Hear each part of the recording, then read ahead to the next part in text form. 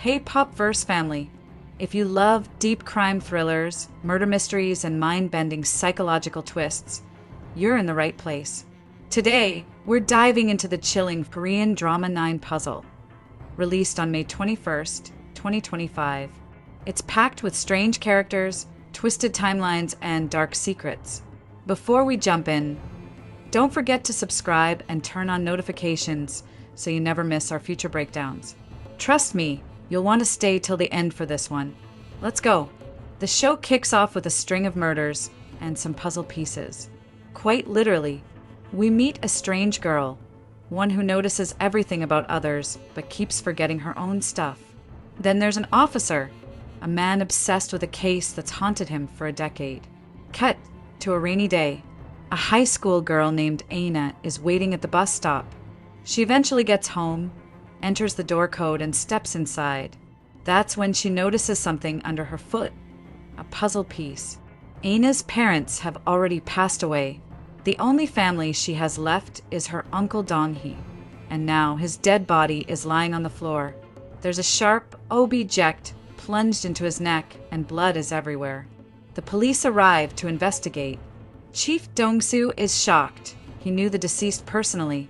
Dong-hee was once a respected superintendent. With him is a young officer, Kim, who notices something strange about E-na. She's not very emotional. He checks out her art studio and finds a sketching tool, and all identical to the murder weapon. The estimated time of murder is 9 p.m., and E-na had called the police 13 minutes later. When Chief Dong-soo questions her, E-na says she doesn't remember anything. All she knows is she took the bus at 8:30 p.m., walked home, which usually takes about 20 minutes, so she likely arrived around 9. Her memory comes back only when her caretaker screamed upon seeing Dong-hee's body. Kim doesn't buy her story. He says she's the prime suspect.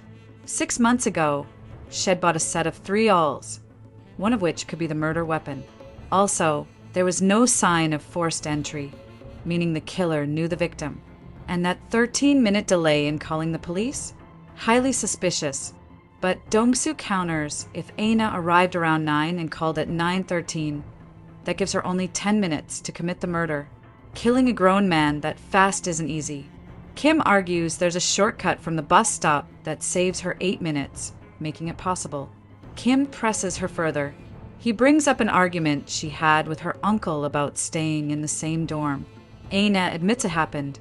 So Kim theorizes she murdered him over that fight, and her memory loss is just an act. He even says her fingerprints are on the awl. Still, none of this proves guilt. It's her awl, and finding her prints in her own house? Totally normal.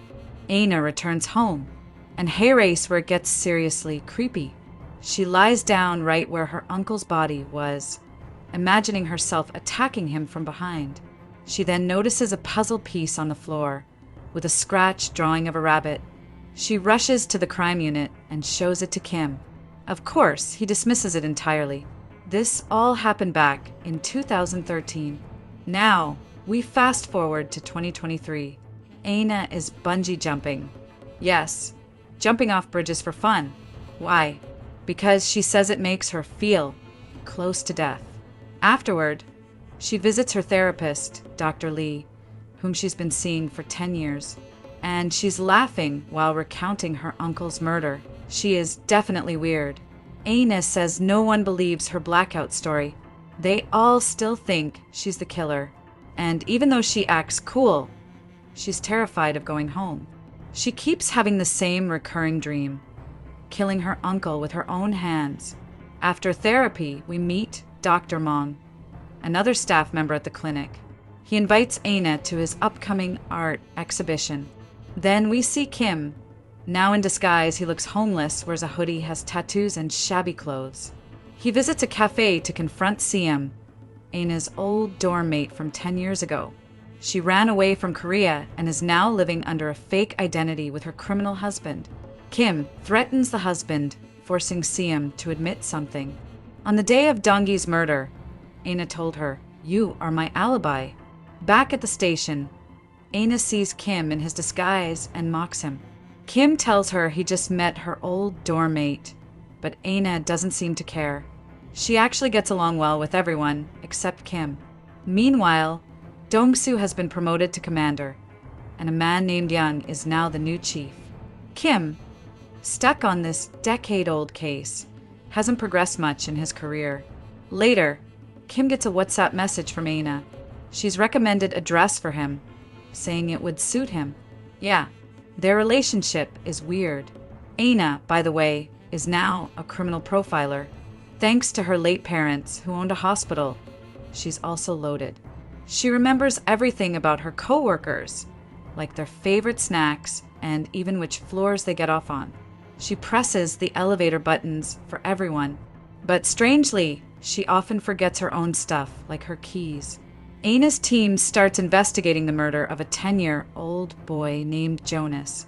E-na notices he labeled every personal achievement, suggesting he hated sharing recognition. His older brother found the body and had always been worse than Jonas in academics. But the brother's statement is odd. He avoids emotional words like brother or knife, using vague terms like sharp object. He gives more detail about his parents' reactions than the actual crime, sounding almost angry that they were sad.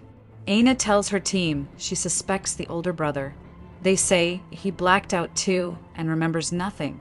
So E-na decides to talk to him directly, but forgets her keys on the way.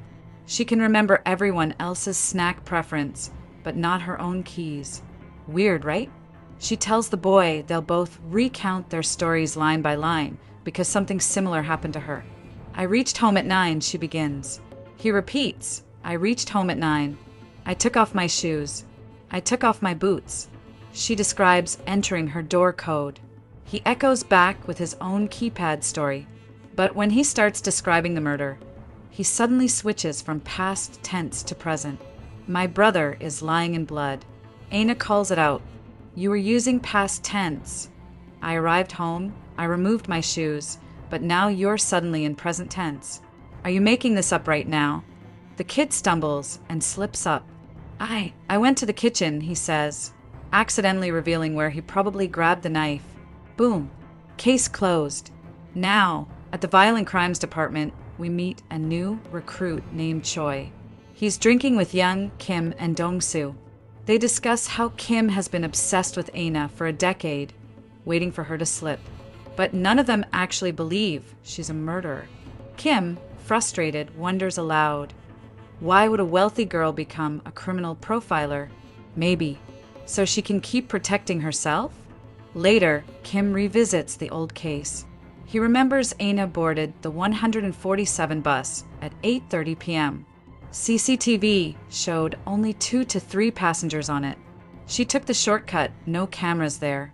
Meanwhile, across town, a shady man signals to Mi-young, the bar owner, at 8:45 p.m. E-na's caretaker sees Kim outside her house and panics, calls the police, thinking someone's about to break in. Then, a new officer named Sergeant Nam shows up. She tells Kim someone saw a stranger lurking in the area. He's forced to leave.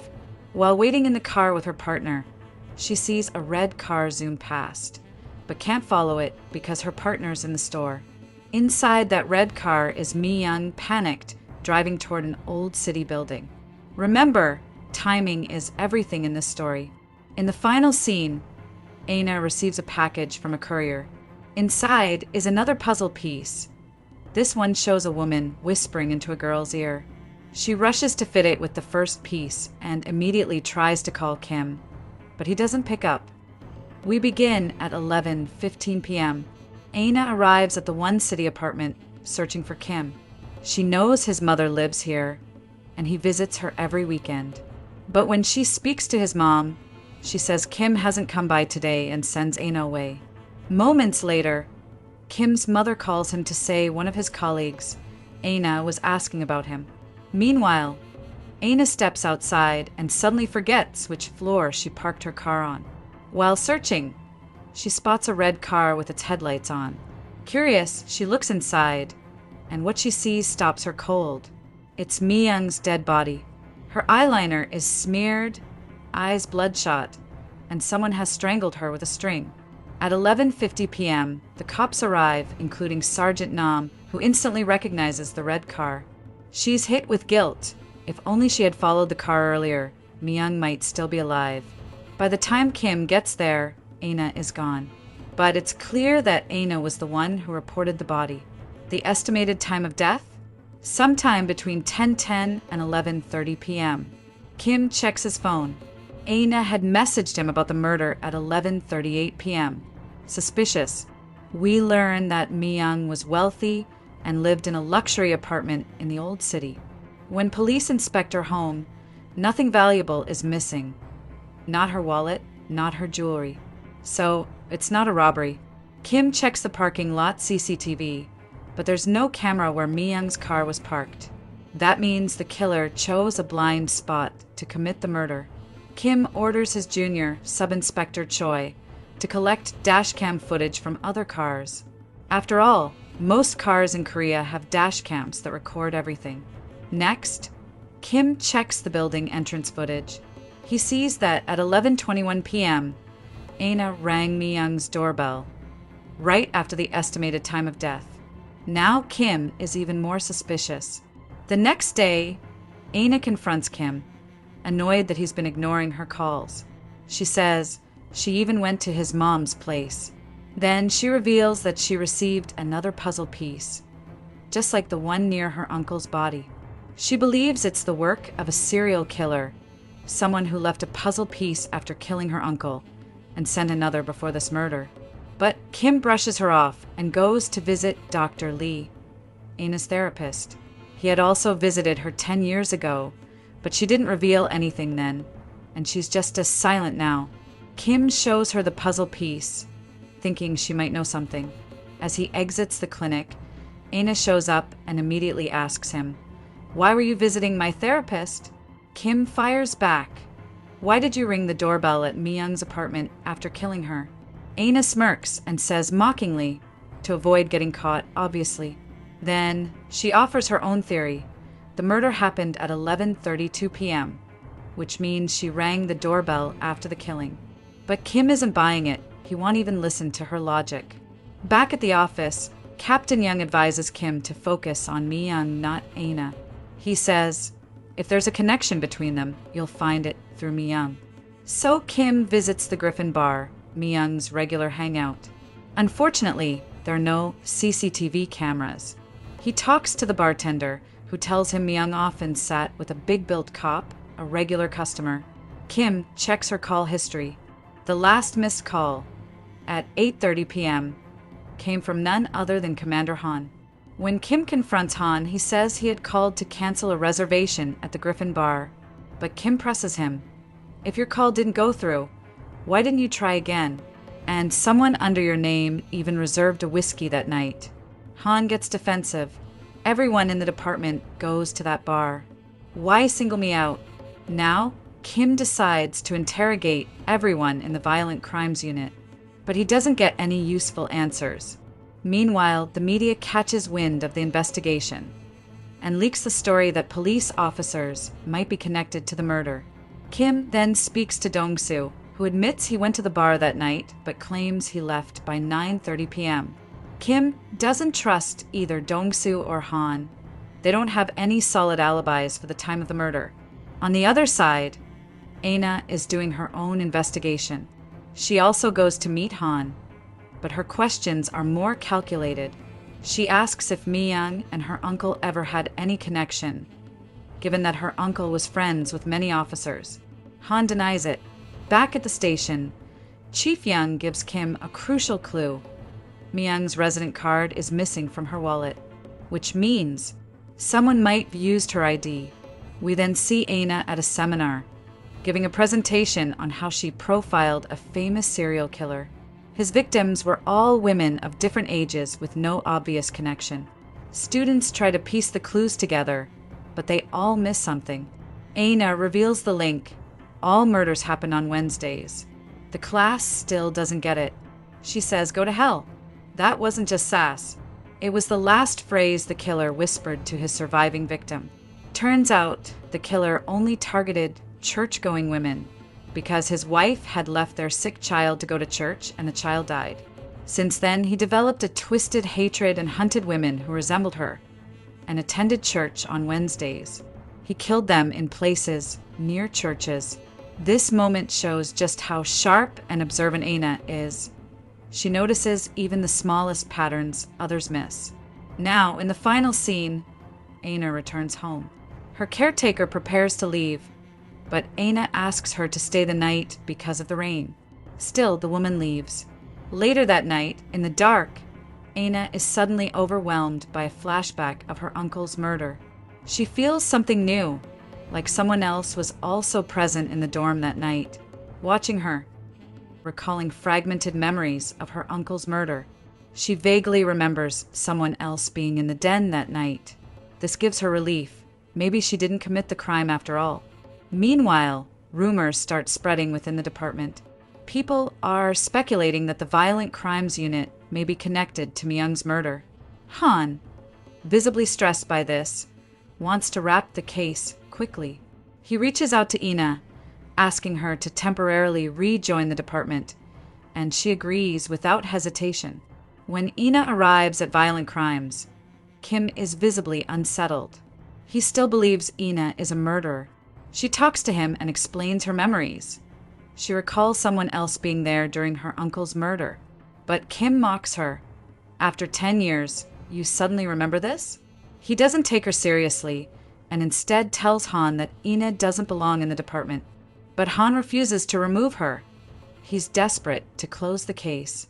Later, in a therapy session, E-na reveals she doesn't trust anyone in violent crimes because many of them are somehow linked to Griffin Bar. Except for Kim. She believes he might be trustworthy and decides to profile him to be sure. She also asks Dr. Lee why she's suddenly experiencing flashbacks. The therapist suggests that finding a second puzzle piece may have subconsciously connected this case to her past, triggering her memory. Back at the department, there's a meeting. Choi explains that where Myung's car was parked, it wasn't actually her usual parking spot. A man from the old city claims that he used to park there regularly, but had recently moved because someone was harassing him, scratching his car and puncturing his tires. Kim hears this and realizes the killer had been preparing for this murder for a while. E-na, now at the department, notices Kim's desk, which still has fresh roses on it, a soft touch she didn't expect from him. Meanwhile, Kim reviews CCTV footage again, this time enhancing brightness and zoom. He notices something chilling. The killer was already strangling Myung with a rope when they entered the building. Myung looked terrified. Kim retraces Myung's route from the bar to her apartment and concludes that the killer must have entered her car in the outside parking area, the only place without CCTV. But then a question hits him. If there were no cameras outside, why didn't the killer just murder her there? As he stands in the apartment's parking area pondering this, E-na shows up. She's reached the same conclusion. She asks, "You're probably wondering why the murder had to happen right here, right?" Later, E-na barges into Kim's mom's apartment. She lives in the same building. E-na joins her for lunch, hoping to learn more about Kim. She casually asks if Kim has ever brought a girl over. His mom says no, but once he did bring a sick school friend and told her, "My mom makes the best curry." That line catches E-na off guard. She feels it's out of character for Kim to say something like that. Maybe he lied? She confronts Kim. Who was that friend? He explains the boy was sick and he brought him over just to protect him for a while. This convinces E-na that Kim might actually be a good person. She then extends a hand of friendship and says, "Why don't you profile me too, so we can clear each other of suspicion and solve this case together?" Back at the department, Kim presents the enhanced CCTV footage showing the rope. Everyone is impressed. He points out that the rope's length must cause the killer to accidentally leave fingerprints on the driver's seat. Sure enough, partial prints are found and sent for matching. E-na is now asked to present her theory. She explains, this is the work of a serial killer. She links this case with her Uncle Dong's murder, saying both crimes occurred in private spaces, a car and a home, without CCTV. Both victims were strangled with minimal force, suggesting the killer didn't want to torture, just kill efficiently. Both murders were cold, calculated, and left behind a puzzle piece as a signature. But the department head isn't impressed. Young scolds her. "Where are you pulling this 10-year-old case from? Just because of a puzzle piece?" They refuse to acknowledge the similarities. Next, we see Sergeant Nam. She's consumed with guilt, wishing she had been there to save Myung. She too seeks therapy and ends up at the same clinic as E-na. Meanwhile, the department checks Myung's background. They find that after her mom died, she ran away with someone and cut all ties with her family for 7 years. Eventually, she reconnected with her dad. E-na and Kim try to visit her dad, but he's not home. A neighbor tells them he's in the hospital with dementia. The nurse warns them that he sometimes goes days without speaking, and today might be one of those days. So, E-na dresses up in a uniform and pretends to be Myung. She walks in and softly says, "Dad, do you miss me?" Miraculously, he responds. Kim separately questions the nurse, who brought the father in 2 months ago. He then asks for the cousin's address and heads there. While Kim is investigating the uncle, E-na learns from the dad that when Myung came back after 7 years, she was with a boy her father didn't like, and that she had changed. But neither E-na nor Kim understands what kind of change he meant. Back at home, E-na feels sad thinking about Myung's father. She asks Kim, "Would it hurt more to find out now that your daughter is dead, or to never know?"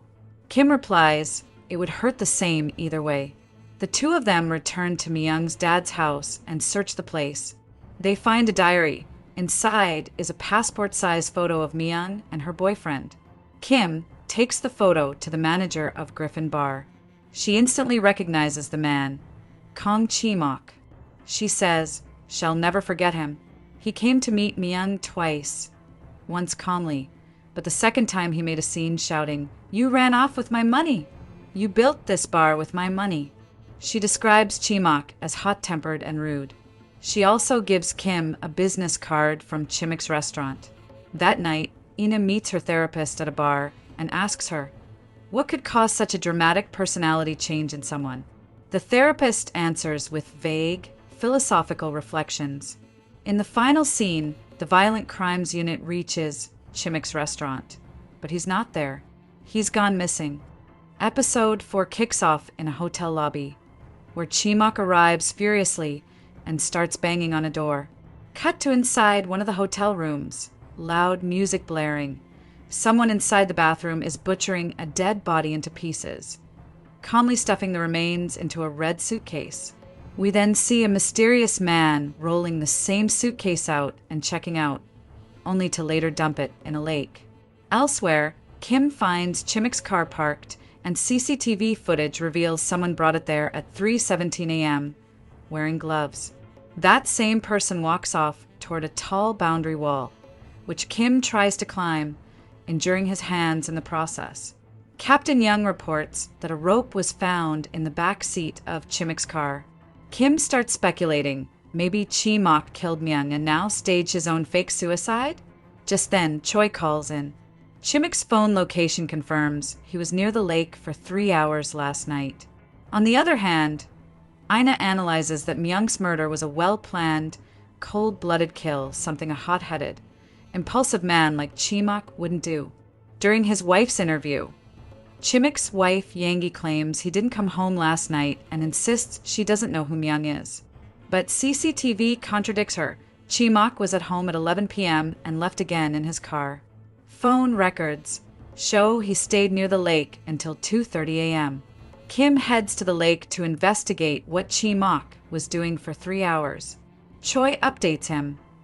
Chi-mok booked a room at Yana Hotel using his credit card. Kim rushes to the Yana Hotel, which turns out to be a love hotel with minimal CCTV due to privacy.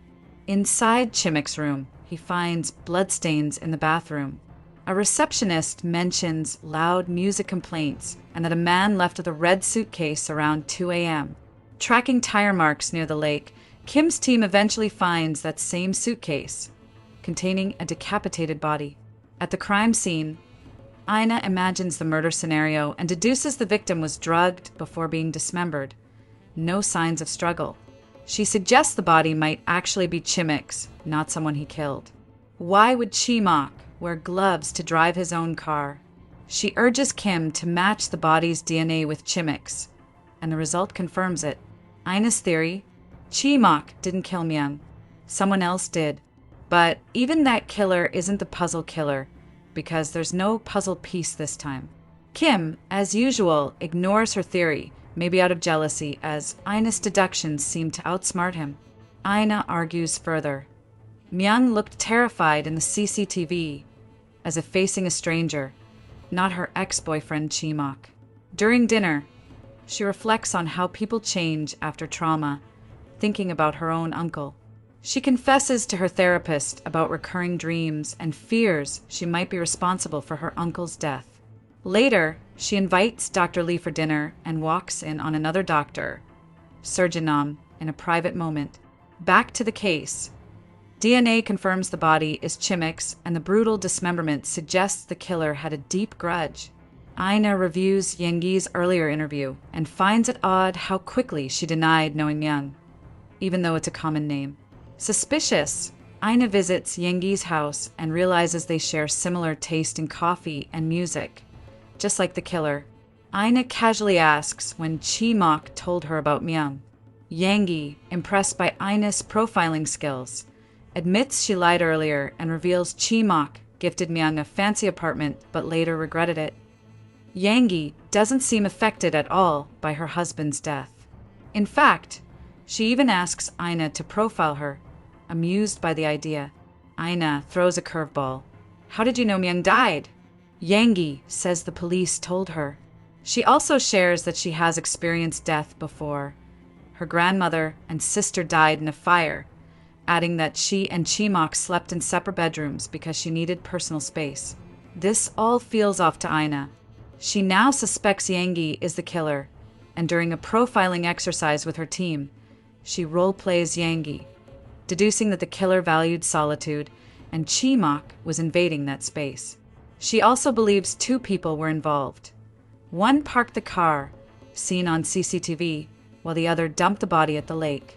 Ina thinks the killer is a woman because the attack started with sedation, not force. Kim interrogates Yengi again, who this time doesn't act emotional, and claims she was asleep when Chimak came home. When asked about extramarital affairs, she calmly admits having them, but that's still not proof she's the killer.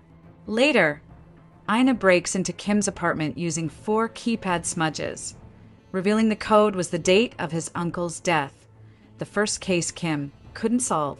While eating pizza, she tells Kim the killer is Yengi. She showed zero grief. That's not normal. Kim throws the accusation back. Then you must be a killer too, since you didn't grieve your uncle. Ina calmly says, but I'm not guilty. Kim investigates Yengi's boyfriend Ro, who calls her a psycho widow and tries shifting suspicion. But Kim notices scratches on Ro's hands, same as his own from climbing the wall. It's clear now, Ro wore Chimik's clothes and gloves to park the car. So yes, Yengi and Ro committed the murder together. But without solid proof, they need a confession. Kim plays mind games with Ro, claiming Yengi has already confessed and is pinning it all on him. He accuses her of killing her grandmother and sister in what was no accident, and hints Ro was the missing neighbor boy from that time. Ro panics, recalls her brutal violence, and throws up in fear. Kim offers a deal, confess, and your punishment gets lighter. Meanwhile, Ina playfully asks Yengi where she bought the red suitcase, which Yengi openly reveals, further implicating herself. The news goes public. Chimak killed Myung, and then his wife killed him. Ina's last day in the department comes. She gifts everyone small presents and shares one final thought. Chimak didn't kill Myung. His personality doesn't match the puzzle killer's. No one buys it, except Kim, who starts having doubts. In the final scene, Ina finds another puzzle piece, this time showing a dismembered male body, eerily similar to Chimik's murder. And just like that, the mystery deepens. The episode 6 begins with Kim waking up to his alarm, only to realize E-na has vanished. She returns moments later with her bags and casually tells him, "You shouldn't drink more than 3 glasses."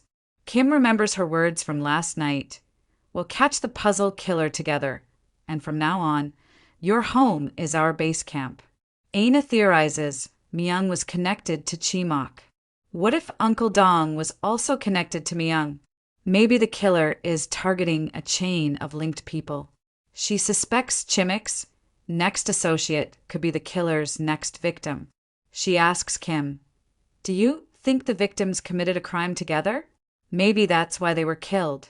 Kim replies, "All I focused on was you. You were my prime suspect." Then E-na points to the tattoo on Kim's neck.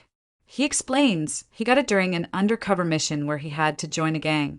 They go through Chimok's call records and find a man named Yoon. Chimok called him 3 times on the day of the murder, one just seconds before his death. E-na asks Kim who Yoon is. Kim says he owns a big construction company with powerful connections, which is why no one ever interrogated him. Kim contacts Captain Young, who says Yoon outright denied even knowing Chimok. That sounds suspicious. Why would Chimok call him then? But since the case closed, no one followed up. E-na leaves Kim a note and goes to confront Yoon herself. He's practicing golf, rich and arrogant. When E-na questions him about Chimok, he rudely replies, "How many times do I have to say I don't know him?" E-na warns him that someone is targeting connected individuals and he could be next. He ignores her. So, E-na tells a story about a taxi driver who murdered a passenger just for being rude. She says, "If I were in his place, I would have planned it. I'd insert a needle at your first vertebra. No one would even notice." Startled, Yoon calls her a psycho bitch and throws her out. E-na goes to the reception and shows Chimok's photo. The receptionist looks nervous. E-na realizes Chimok did visit the office. Meanwhile, Kim visits Chimok's wife in prison. She doesn't recognize Yoon by name, but recalls a man from DH company Chimok had mentioned. She met him 3 years ago. He was easily offended and very traditional. Chimok had once said he shared good memories with this man. But why did he call him the night he was murdered? Even Yang doesn't know. Back in therapy, E-na tells Dr. Lee that for the first time in 10 years, she slept peacefully for 2 whole hours, with no dreams, no waking. Dr. Lee says the place she slept, Kim's home, might be her safe space. E-na asks if Dr. Lee lives with Dr. Huang. Dr. Lee clarifies they share an apartment to save money, but live on different floors and aren't romantically involved. This gives E-na an idea. Before leaving, she asks Dr. Huang, "Do you like Dr. Lee?" He smiles. She's convinced he does. Later, E-na officially moves her things into Kim's apartment. She says she hasn't slept uninterrupted since her uncle's death until last night. Kim asks why she never moved homes, and she replies, "Because I don't want to forget. I feel responsible. I can't let go until I solve my uncle's case." She says she probably felt safe because Kim suspects her. "That's why I can trust you.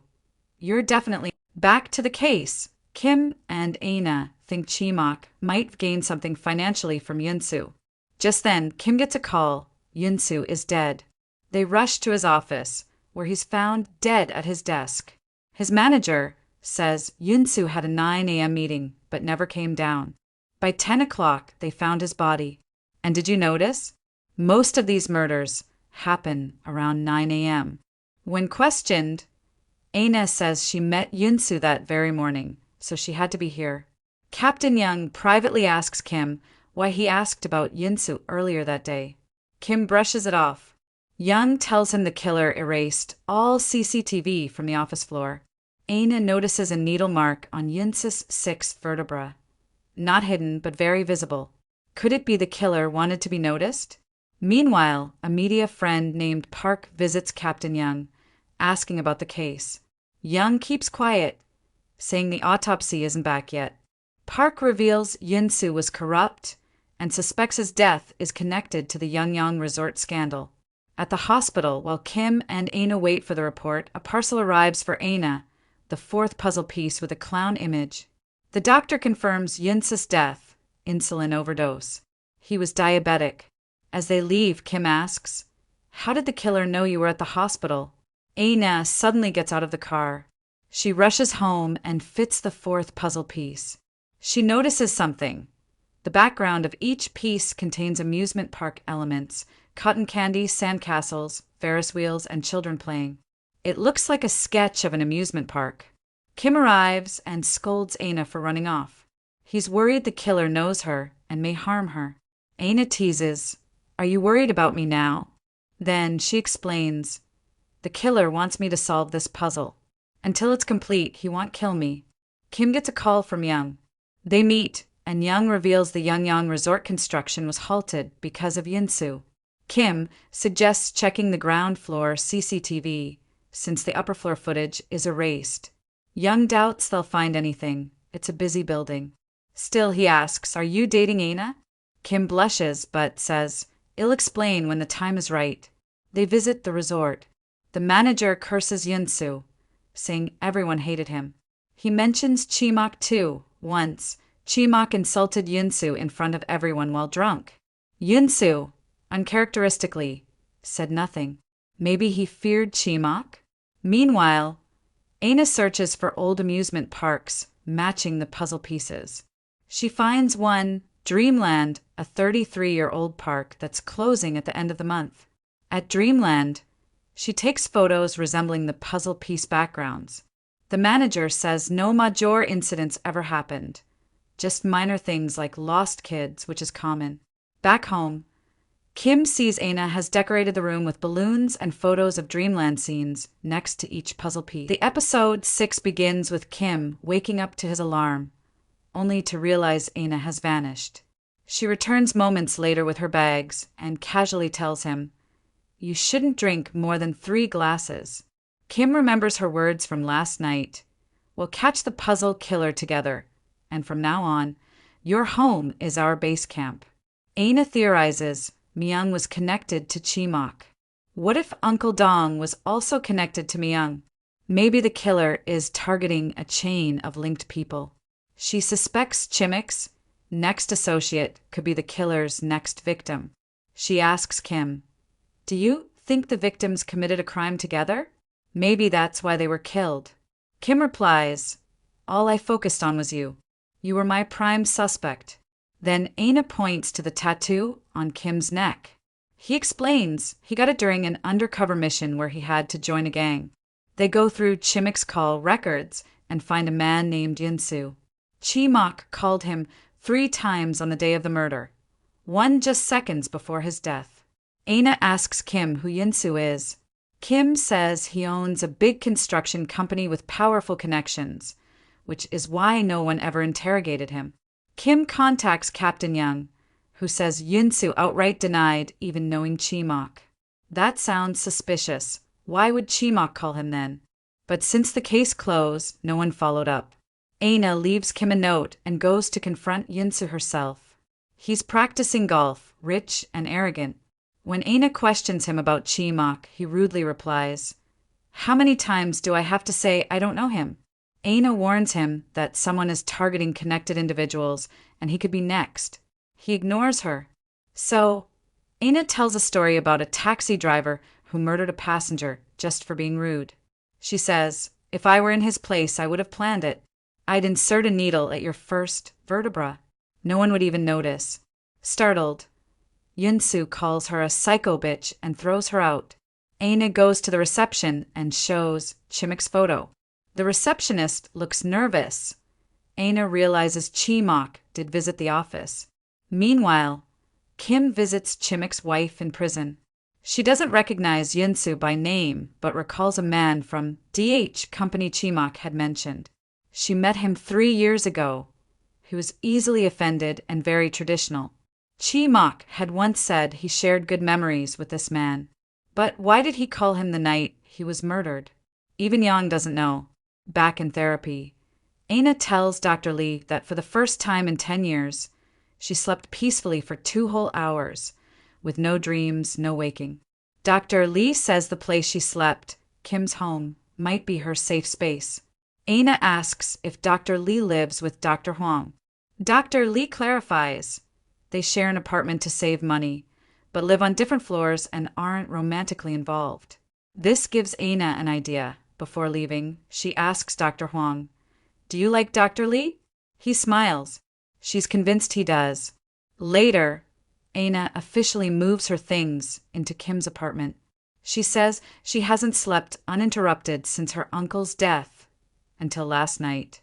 Kim asks why she never moved homes, and she replies, "Because I don't want to forget. I feel responsible.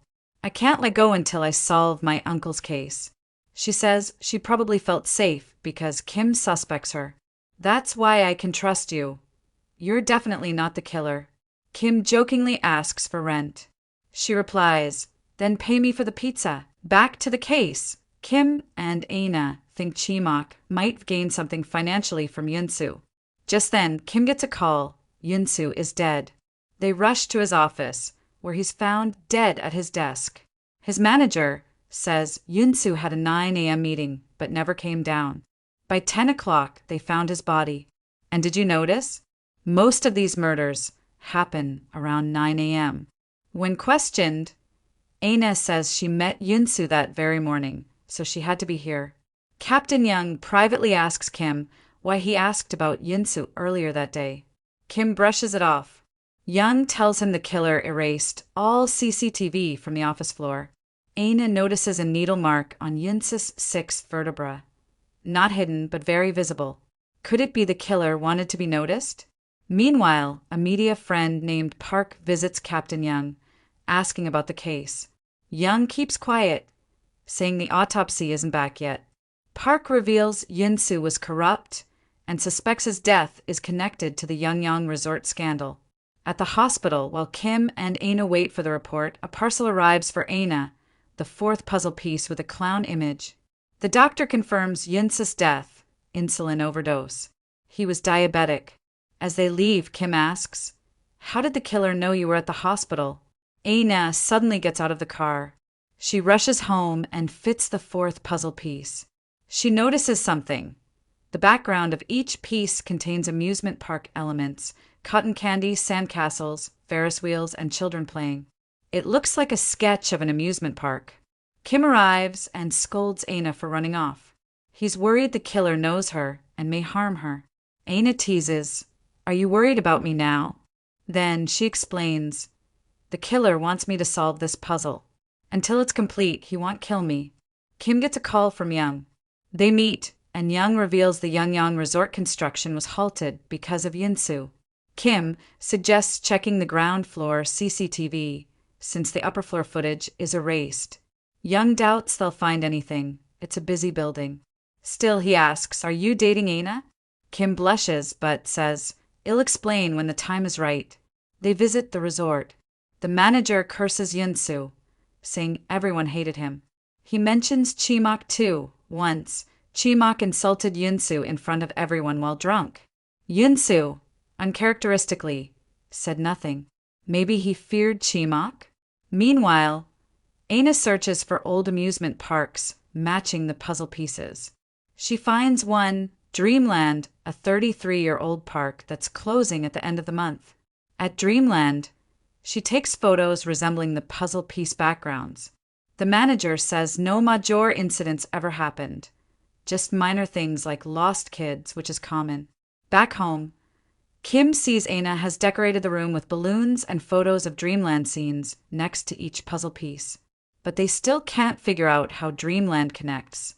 Kim suggests the killer made a mistake by killing Yunsu too early, maybe because Aina met him and triggered a panic.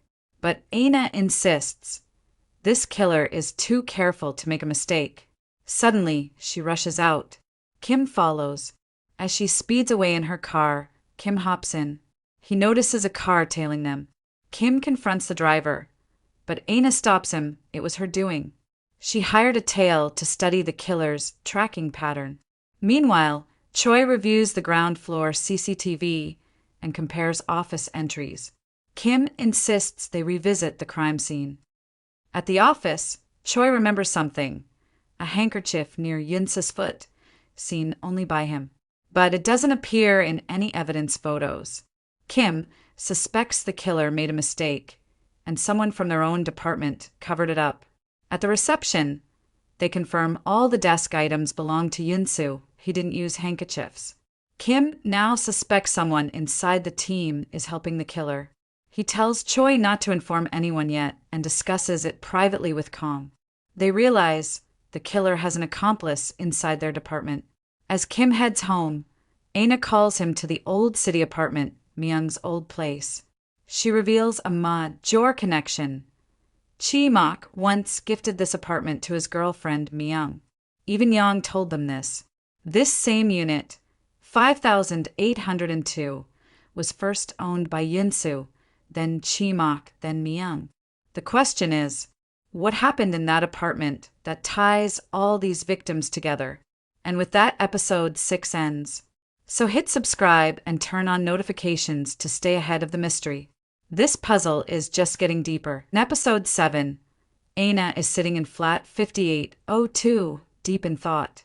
She imagines how Chi-mak gifted this flat to Myung back when they were dating. But here's the catch. When Yunsu built that building, 13 flats were assigned to him. He transferred 12 of them to his family. So why did Chi-mak get one?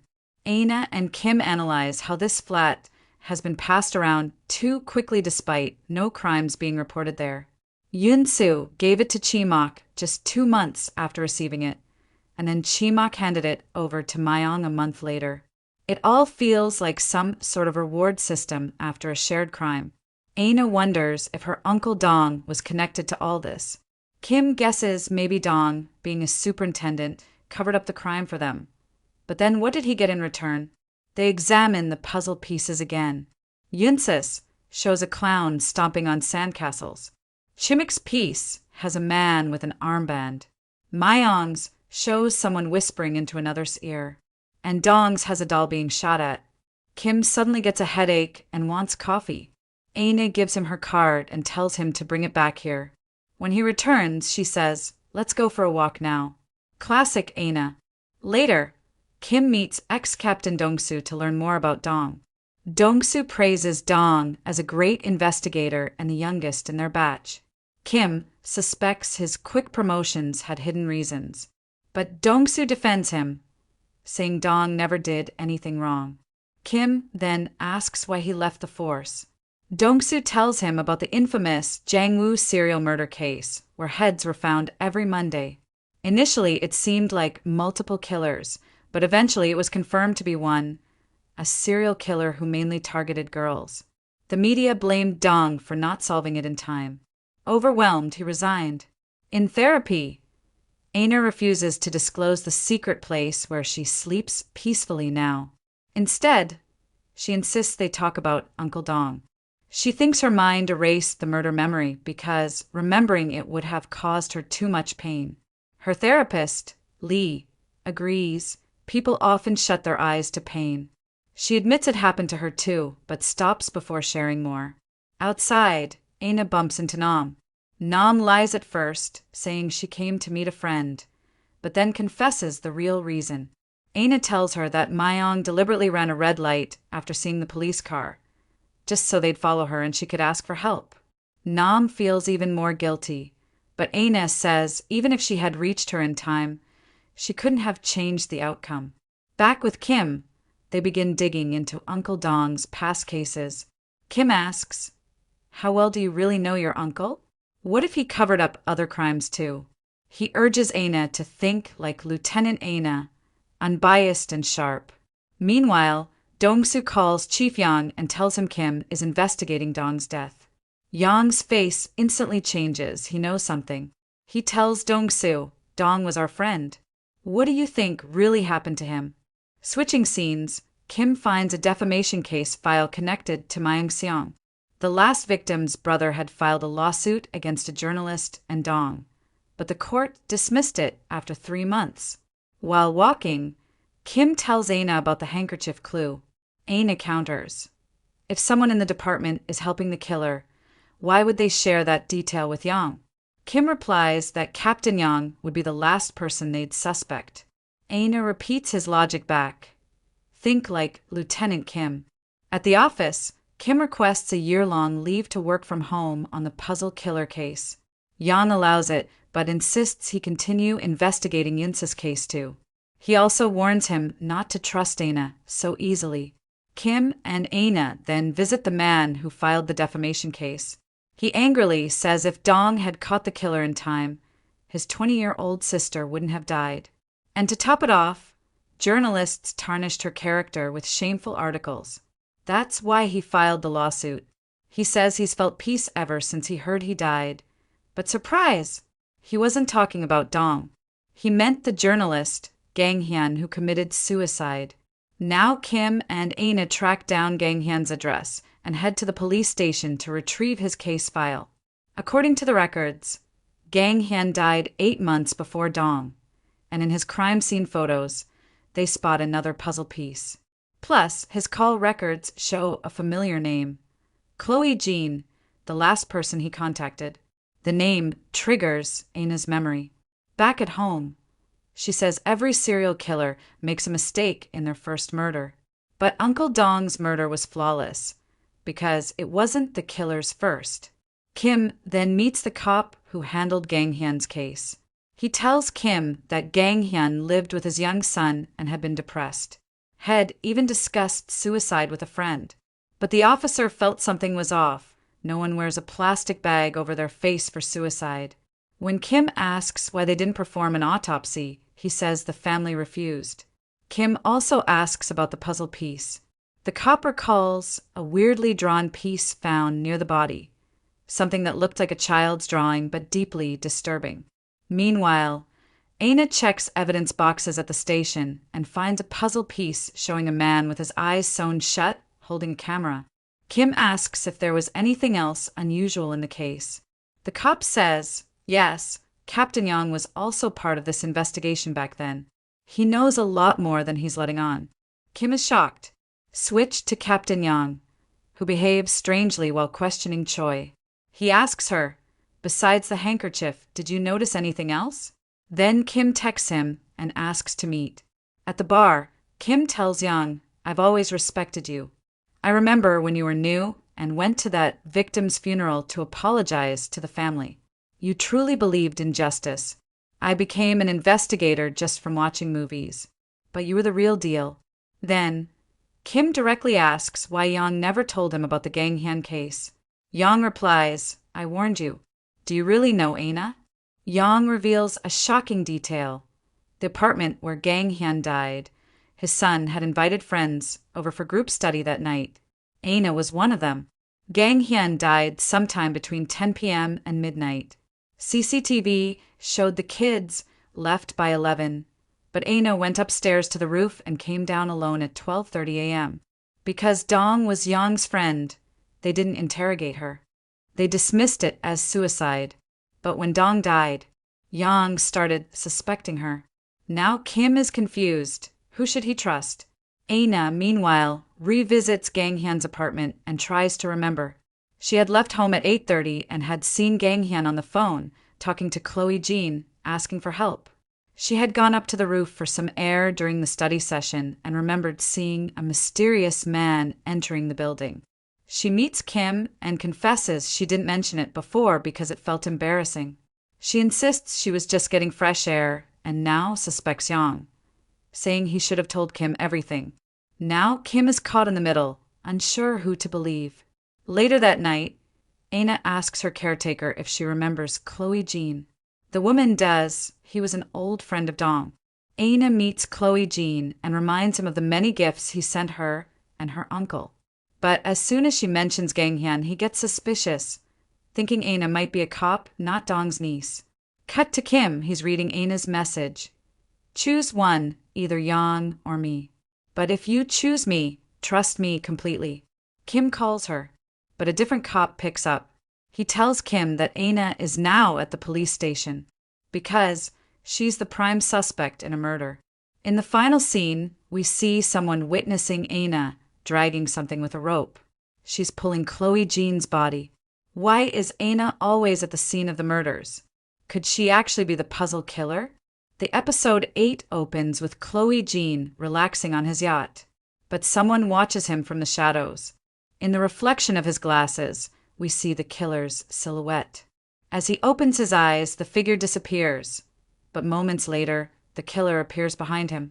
Chloe's face says it all. He recognizes this person and is completely terrified.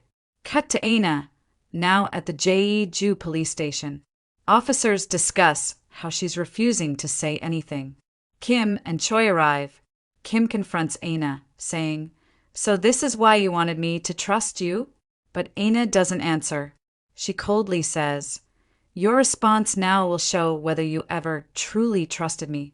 Kim is clearly frustrated by her attitude. Officers tell Kim that Aina's fingerprints were found on the yacht.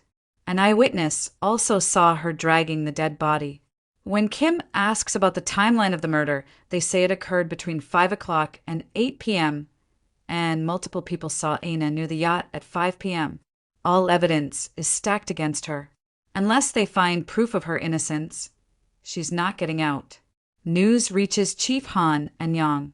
They talk to the Jeju police chief, explaining that Aina was investigating a serial killer case and only met Chloe for that reason. Both then visit Aina, but she finds Yang's behavior strange. One moment, he calls himself the killer. The next, he shows up to save her. Suspicious much? So she refuses to tell them anything either. Later, Kim asks Yang why he never told him that Gang Hyun, the first victim, had a puzzle piece. Yang replies bluntly, "I don't trust Aina, and because you're with her, it wasn't safe to tell you." Kim is hurt, but Yang says he values duty above everything and still believes Aina is hiding something.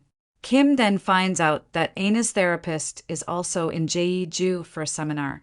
At the seminar, Dr. Huang shares a haunting case. He once treated an orphan child who was constantly abused by his uncle. The child was always scared and quiet until one day he came to the clinic by himself. He looked strangely relieved. His eyes were dark. Dr. Huang understood immediately. The boy had killed his uncle by setting his truck on fire. Kim texts Dr. Lee and asks her to meet him at the station to talk to Aina. Dr. Huang joins her, showing concern for Aina. But when they arrive, Aina refuses to speak in front of Huang. She asks to speak to Dr. Lee alone.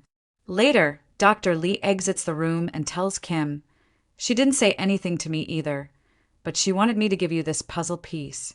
Kim rushes back to Aina asking, "Why are you doing this? How am I supposed to protect you?" Aina says, "Once I'm out, I'll tell you everything." She also tells him she has an alibi and hands him a private taxi driver's business card. Meanwhile, in Seoul Station, Dong-soo meets with Han and Yang.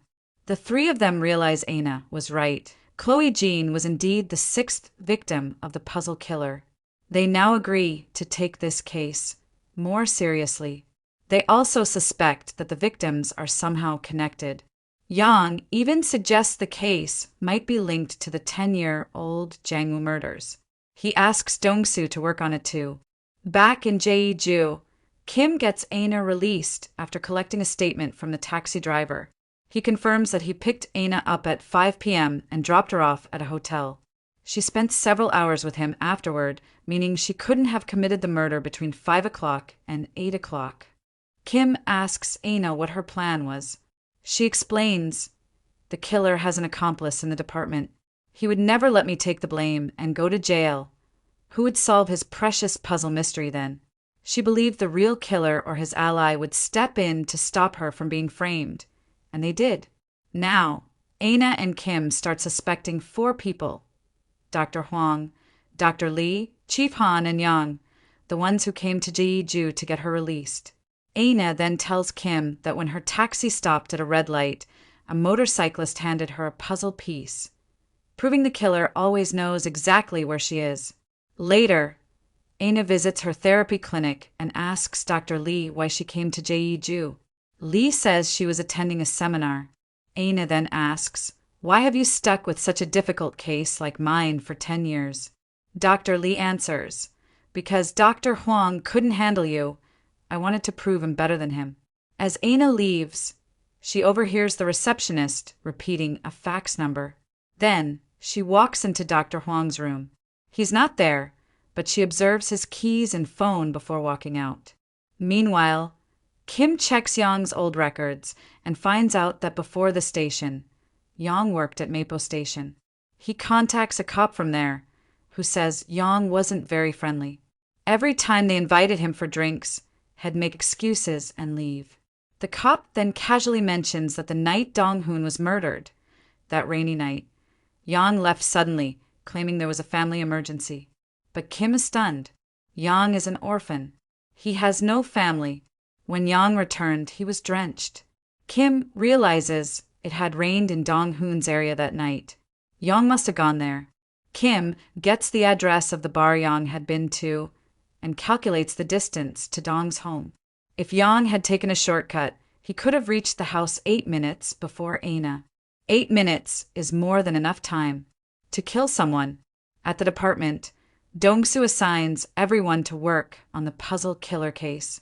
He asks Aina to present what they know so far. Aina explains that 6 puzzle pieces have been found. A man holding a camera with his eyes sewn shut represents journalist Gang Hyun. A man shooting a doll, Superintendent Dong-hoon. A girl whispering into someone's ear, Myong. A man lying dead with an armband, Chimok. A clown stomping sandcastles, Yunsu. A man in a hamburger eating contest, Chloe Jean. It's a 9-piece puzzle. That means 3 more murders are coming. Dong-soo privately tells Aina that many in the department don't want her on the case because she's still a suspect. But he wants her to stay. You've taken this seriously from the start, he says. Aina reunites with her analyst team. They're relieved to see her. They begin reviewing the case again. Aina says her meeting with Yunsu probably surprised the killer. That's why he made some mistakes. But with Chloe Jean, the killer was prepared and planned it perfectly. Team member Yoon E-na asks, "Why are you the one receiving all these puzzle pieces?" Aina explains that the killer left puzzle pieces at earlier crime scenes, but no one noticed them. When she joined the case, he started sending them directly to her. Someone new had noticed the puzzle. Yoon E-na concludes, "That means the killer must have only recently gotten to know you. He noticed your curiosity and chose you." That night, Aina and Kim discuss the 4 people who came to meet her in Jeju. Aina points out they've known her for years, not recently. So that doesn't fit. Then, Kim lays out his theory on Yang. He says Yang kept trying to steer Yunsa's case toward a resident card, like he wanted to prove a different motive. He also ignored how important Yunsu was in Chimik's case, as if he wanted to shift attention away. They now need to confirm if Yang was actually in Jeju on the day of Chloe Jean's murder. Aina plays Kim a recording of her conversation with Chloe Jean. He mentioned that all the victims were connected to the One City apartment, the building he helped construct. It was later allotted to Yunsu. But when Aina asked how her uncle Dong was linked to that apartment, Chloe said he didn't know, only that he and Dong were close. He also reminded her that his son Yang, who was her age, used to be very close to her. This makes Aina uneasy. The next day, Kim tells Dong-soo this, and Dong-soo is shocked to hear he suspects Yang. During a violent crimes meeting, Choi confirms the cause of Chloe's death, strangulation. There was also a neck injury visible on the ground, but the killer left no clues. Another perfect murder. Outside, Yang confronts Kim, asking why he was digging into his past at Mapo Station. "If you think him the killer," he says, "you're free to believe whatever you want." Later, Yang shows up outside Aina's home and asks what she remembers about the night of Jang Hyun's murder. Dong said she was on the roof that night, so what did she see? Aina says she doesn't remember. They stare at each other silently, full of suspicion. Kim checks Jeju flight records and confirms that Yang had been to Jeju both a month ago and on the day of Chloe's murder. Kim's heart sinks. Still investigating, Kim brings Choi to analyst Yoon E-na, who's trained in hypnosis. She hypnotizes Choi to access his subconscious memory. She asks what happened after he saw the handkerchief at Yunsa's office. Choi slowly recalls someone picked it up, wearing a dark coat with a watch. Everyone stares at him. Then he says it was Yang. A flashback shows Yang picking up the handkerchief and slipping it into his pocket. Back in the present, Kim is stunned. In the final scene, it opens. Yang takes that exact handkerchief in front of everyone. In front of Kim. Yang calmly pulls a handkerchief from his pocket and confesses, "I killed them all." Kim, visibly shaken, holds back his emotions as he handcuffs Yang and formally tells him to remain silent. Following protocol, Kim collects Young's personal details, his name, address, and more, then takes a breath and asks him, "Did you really do all this?" Young doesn't answer directly. He simply says he'll confess everything in front of the press. Kim, heartbroken, can't believe it. Could Young, someone he thought of as a good man, really be lying to them for the past 10 years? Meanwhile, Choi and Gong search Young's home but find nothing unusual, except a group of teenagers. Turns out, Young has turned his home into a shelter for orphans. He doesn't even live at his registered address. E-na then visits Young and tells him that she finally feels guilt-free, realizing she had nothing to do with her uncle's murder. But Young says nothing. She asks him a crucial question. If Young saw her after her uncle Dong's murder and recognized her, why didn't he kill her too? Again, silence. But she notices something strange in his eyes. Back at the station, the cops discuss Young's past. He lost his father at 5. Then his mother abandoned him. He grew up in an orphanage, but those only house kids until they're 18. The teens living at Young's place now are all over 18, orphans he's still supporting. The team can't find any leads, and Young seems to have no close contacts. Kim walks into the interrogation room again, this time composed. He reminds Young of an old case 10 years ago when a man protested over his son's murder. Kim's team had vowed we should never forget the victims. Now, it seems Young has turned people into victims himself. Young calmly repeats, "Bring in the press and you'll get your answers." Kim pushes him further, demanding his real address. The team hesitates to allow a press meeting because they all feel something's off. Young doesn't seem capable of these murders. E-na visits Young's actual address and finds dozens of thank you cards from former orphan residents. They credit Young for turning their lives around. She also brings home a small, adorable gold fishbowl from the shelter. At home, Kim sits devastated. E-na shows him the fish and suggests that maybe Young gave them this address just so someone would feed the fish. How could such a soft-hearted person be a killer? They head to the orphanage and speak with a caretaker who grew up with Young. He recalls that Young used to be shy but became tough after police training. Still, Young has never stopped donating to the orphanage. When Kim pushes him, the caretaker finally reveals a crucial detail. Young joined the police to find someone. He was after a criminal. The caretaker insists again.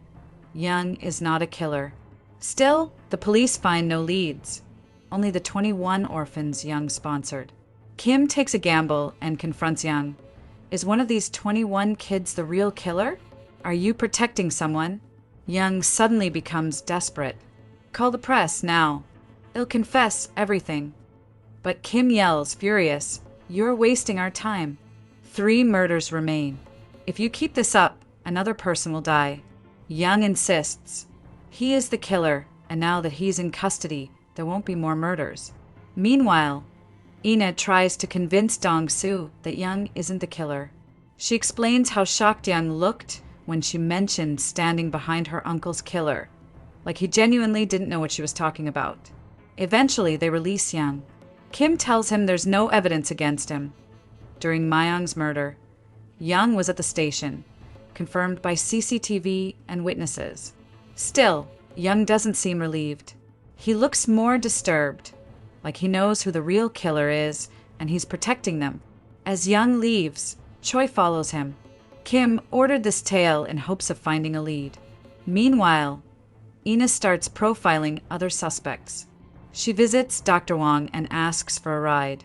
Though he says he's busy, she still hops into his car. She questions him about a story he once told, about a boy abused by his uncle who then killed the man. Was that boy him? Dr. Wong brushes it off, claiming it was a mistake to bring up a patient's case. E-na presses further. Had he met her before their first formal meeting? He grows defensive, saying a senior introduced them. Then, uncomfortably, he asks her to get out of the car. Elsewhere, a new character enters.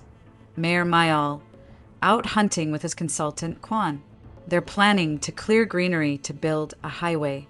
Kwan, obsessed with hunting, sets up a gun on site. At the same time, Young arrives at the scene. Tracking someone using GPS, Choi follows behind and alerts Kim of his location. Young reaches first. Choi arrives moments later and is suddenly attacked from behind. It's Young, who chokes him just enough to make him pass out. Then Young grabs Choi's gun and aims, not at Kwan, but at someone hidden nearby. That hidden man is the real puzzle killer who's just about to shoot Kwan. Young fires into the air to alert Kwan, but Kwan thinks Young is attacking and fires back, hitting Young. In the chaos, the mayor and killer flee. Kim arrives, sees 4 cars, and finds Young injured on the ground. Young, shot, whispers that he tried to stop the killer. He knew the victims. Kim breaks down crying. Why risk your life to protect them? Young admits, it all started because of me. The killer's victims were also culprits, but the kid is innocent. Which kid? We don't know. Then, before passing out, Young whispers 2 names, Shindong-na and Seo-jun. Are they future targets or clues to find the killer? Just then, the killer also shoots Kwan, and both Young and Kwan are rushed away in ambulances. Later, E-na finds Kim devastated and tells him Young wanted the truth leaked to the press. Maybe doing that will lead to answers. That night, E-na Googles Shindong-na and finds it's the name of both a magazine and an apartment complex. It feels strangely familiar. Meanwhile, the department discusses Kwan. He's 58, a former prosecutor known for filing complaints. The killer likely knew this. But how did Young know where to be? Maybe he placed a tracker on the killer or victim. But now that tracker's missing. Did the killer take it? Dong-soo asks where Young got a gun. Choi confesses Young took his gun after knocking him out. Kim visits Kwan in the hospital, shows his ID and checks on him. Then he sits outside in the waiting area, worried. E-na leaks Young's statement to the press. The puzzle killer is all over the news, and Chief Han is furious. The pressure on the department is now sky high.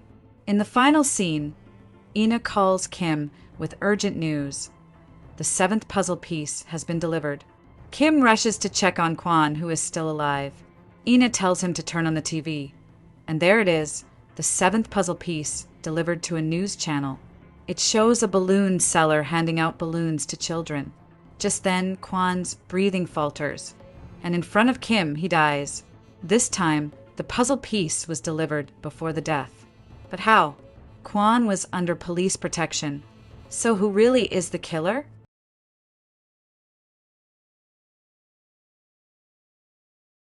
The final episode begins with tragedy. A doctor rushes in to save a critical patient, but it's too late. The man is dead. Kim immediately calls Ina and tells her everything.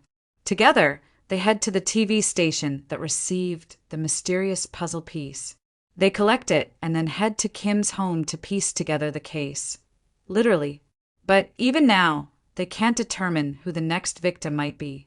The next day, Ina returns to the crime scene and tries to reprofile the killer. But she's still stuck. No clear motive, no final answer. Back at the police station, it's revealed the patient actually died because his four was poisoned. That means the killer is someone with medical knowledge, likely a doctor, nurse, or hospital worker. Ina visits Dr. Lee and Dr. Huang's clinic. Both are off for 2 days, but Dr. Huang did stop by briefly. Ina sneaks into his office and notices something strange, a painting with the letter H. Could Dr. Huang have painted it? She grabs his house key and decides to investigate further. Meanwhile, the police receive an anonymous phone call. The caller claims to know something about the puzzle case, but hangs up before giving details. Kim traces the call and heads to the location. It's empty, except for a car facing the phone booth. Dashcam footage reveals something shocking. Dr. Huang was the one who made the call. Ina arrives at Dr. Huang's house. Inside, she finds more of his paintings, each signed with the letter H. One of the puzzle pieces delivered earlier also had that signature, which suggests Dr. Huang could be the artist, but maybe not the killer. Maybe he was just following instructions. She recalls her first meetings with Dr. Huang and Dr. Lee, but it was Dr. Lee Sung-ju who knew her best. Suddenly, things click. Ina realizes the real suspect might be Dr. Lee Sung-ju. She goes to her house. It's a mess, full of toys, scattered objects, and a puzzle piece. This one shows someone sitting on a throne, possibly the next target. Dr. Huang is brought in for questioning. He admits, yes, Sung-ju told him to draw the puzzle images, but he refuses to believe Sung-ju is a killer. He only followed instructions. He knows nothing about the puzzle piece found in Sung-ju's house. They try to locate Dr. Sung-ju Lee, but she is gone. Then, a news alert hits. Minister Kim Il-young is missing. They suddenly realize he's the one sitting on the throne in the puzzle. He's the next target. Ina says, "We need to profile Sung-ju." Now, Dr. Huang reveals something personal. He and Sung-ju were close since med school. In fact, he even confesses to being gay, something only Sung-ju knew. And to avoid suspicion, he's revealing it now. He also says that Detective Namari, an old friend, once investigated Sung-ju, and even rumors of them dating spread. Ina and Kim visit Namari. She confirms she went to school with Sung-ju, though they weren't close. One day, when they skipped a field trip, Sung-ju confessed that her mom abandoned her at the playground when she was 7. She told Namari, "If I ever find her, I will kill her." Is stunned. She and Kim now believe the trauma from Sung-ju's childhood may have triggered everything. Ina starts researching children who went missing from Dreamland and discovers a girl named Lee So disappeared at age 7. Her guardian was Lim Suk, owner of the Sojin Eatery, where it turns out Yoon-ho once worked. Kim learns Yoon-ho was always searching for this child. The owner's child, Lee So, is actually Lee Sung-ju, who changed her name. Sadly, Sung-ju's mom died during an incident at the Sojin site 20 years ago. What happened? Developers forced her to sign off her land for a new construction, the One City complex. She refused, wanting to wait for her child to return. Eventually, officials, led by Kong Chi-mak and others, tore the place down. The police knew but turned a blind eye. Yoon-ho barely survived. Sung-ju's mother wasn't so lucky. She was crushed under the collapsing building. Yoon-ho tried to get a new job and stay safe, but it was too late. Everything was already in motion. Sung-ju's revenge had begun. Later, we learn Minister Kim, Ina's uncle, helped cover up the entire incident. In return, he was promised political power. He even smeared Sung-ju's mother in the media. The journalist behind those lies? Another victim of Sung-ju. That night, Ina returns home and is shocked to find Sung-ju waiting for her. Finally, she remembers it was Sung-ju she saw when her uncle died. Flashback. 20 years ago, Sung-ju visited the playground daily, hoping to find her mom. 10 years later, Yoon-ho gave her his mother's book and handkerchief and told her the truth. Her mom had died. And so began the serial killings. Sung-ju admits everything. She tells Ina she doesn't need therapy anymore. The culprit is right in front of her. Ina asks, "Is Minister Kim still alive?" Sung-ju responds, "Why don't you come with me and see?" She agrees. She throws away her phone when Kim calls, saying she hates interruptions. In the car, Sung-ju confesses that no one cared when people died. No one even solved the puzzles. But Ina was different. That's why she didn't kill her. Yoon-ho tried to stop her for years, even offering to take the blame. But Sung-ju refused. She had to finish it for her mom. Kim finds Ina's phone in the street. Fearing the worst, he realizes they must be headed to the one city. And he's right. Sung-ju asks Ina, "Aren't you going to ask why I killed them?" They never apologized. Not even at the end, she says. She tells her the final puzzle is in Limong's room. Ina runs there, but all she finds is a plain black puzzle piece. Then, to her horror, Minister Kim falls to his death from above, right in front of Kim. Ina rushes to the rooftop, but Sung-ju is gone. All that's left is that black piece. Kim asks what happened. Ina replies, "I don't know. She vanished." Later, Kim explains the truth. Ina's uncle accepted bribes, bought 3 apartments in the one city, then sold them under Ina's name to buy a luxury house. Her family, too, had ties to the site where Sung-ju's mother died. Ina and Kim assemble the final puzzle. The key? Dreamland, the old playground. But then Kim's team gets word. Sung-ju was seen at Yoon-ho's grave. CCTV shows him standing there, silently for 30 minutes. Kim panics. He realizes where Sung-ju must have gone, Dreamland. Ina is already there. She finds Sung-ju sitting on a carousel. She plans to end her own life. Kim arrives, but Sung-jo has thrown petrol all over the wonderland. Kim put a gun on her, ask her to surrender, but she light up the lighter, and everything is caught by fire. Sung-ju inflamed in flames. After this incident, Ina shuts down emotionally, locking herself in her room for days. Kim visits repeatedly, but she won't come out. Eventually, she sees all the coffee Kim left for her. She finally opens the door. She resigns from the police, but her boss refuses to process it, hoping she'll return someday. Ina returns to Dreamland. Kim meets her there and invites her to dinner at his place. His mom's cooking is way better now. She asks how he afforded the apartment at the one city. He laughs. "We won the lottery. That was my mom's dream." Ina is later invited on TV to talk about the 9 puzzle case and how it changed her life. Then, just when we think it's over, a new body is found. It's a woman. Her neck is stitched up, but the stitching is crude. She's been dead for days, but her face is clean, like someone wanted her to stay beautiful. Kim hears a familiar voice. Ina is back, ready to profile again. She says, the killer likely loved the victim, but also hated her. That's why he preserved the body.